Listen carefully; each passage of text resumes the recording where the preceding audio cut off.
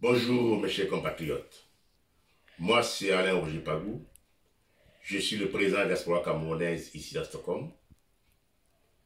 C'est avec beaucoup d'émotion et un cœur meurtri que j'ai personnellement appris des événements de Kumba.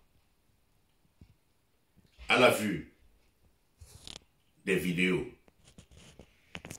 et des messages sur le réseau social Facebook, vraiment, ce sont des images insoutenables, terribles. Il n'y a pas de mots pour décrire les atrocités de ces images. Et en tant que père,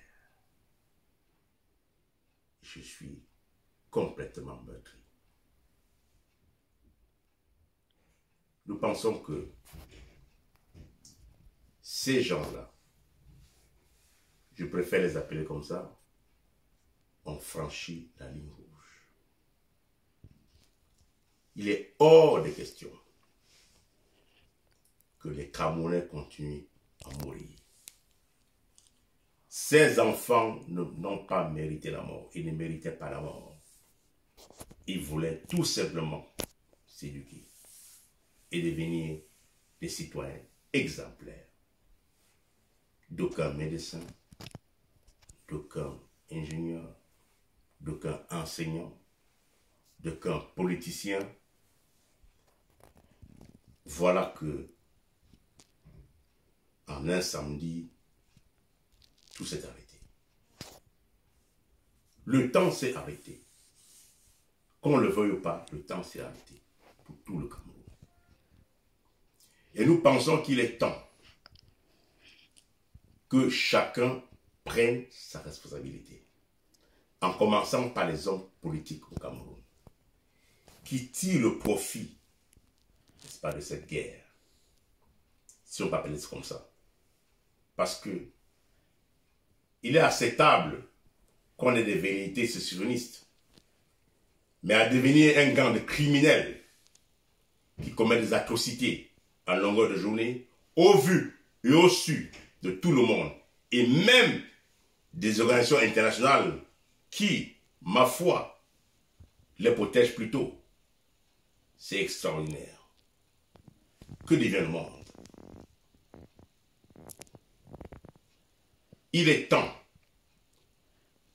que, je vais le citer, que le MRC et la BAS arrêtent leur collusion avec les sécessionnistes.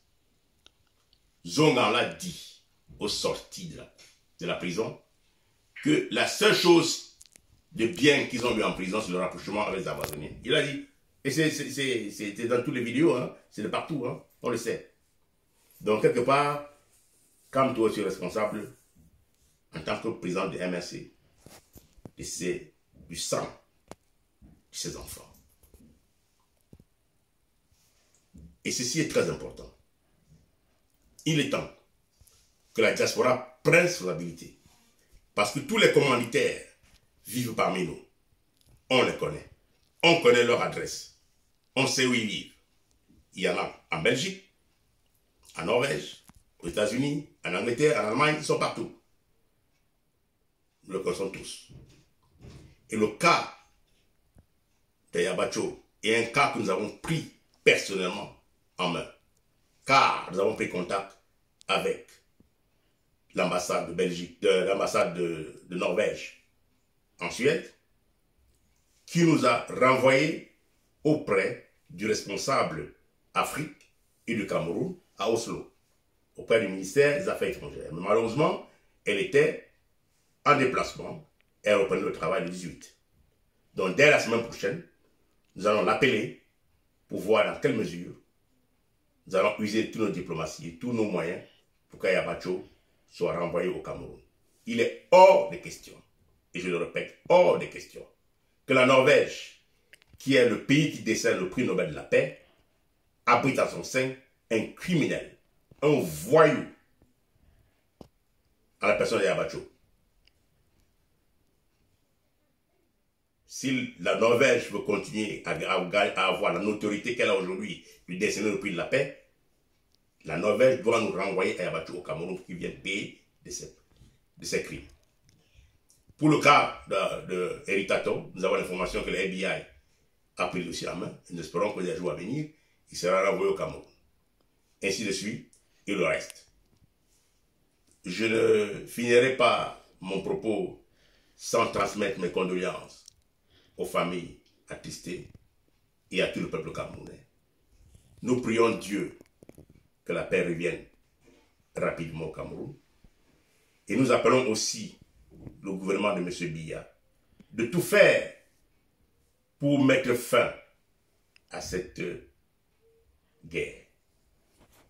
Que le président de la République envoie les troupes d'élite, qu'il utilise tout le mécanisme juridique à son pouvoir pour mettre fin à ces atrocités et enfin protéger les Camerounais qui ne veulent que vivre dans la paix. Je remercie ainsi Vision 4, qui est la seule télévision au Cameroun, qui a cru être nécessaire, n'est-ce pas, d'ouvrir cette tribune pour permettre à la diaspora de s'exprimer enfin par rapport à ce sujet aussi sensible et avoir le sentiment, n'est-ce pas, des membres de la diaspora, des leaders de la diaspora, ce qu'ils pensent et les propositions qu'on pouvait apporter, n'est-ce pas, dans le cadre de règlement de ce conflit. Ceux qui sont ici à Stockholm, nous leur avons déjà déclaré la guerre. Ils n'auront plus de sommeil. Nous irons les traquer à leur domicile, à leur lieu de travail. Nous allons tous les exposer. Je prie Dieu Tout-Puissant d'éclairer le Cameroun, d'éclairer le président de la République pour qu'enfin il protège tous les Camerounais. Je vous remercie et que Dieu bénisse le Cameroun. La paix reviendra très très bientôt. Cameroun will be great again. I promise you. Ces vendeurs d'illusions ne vont pas réussir. Ils ne réussiront pas.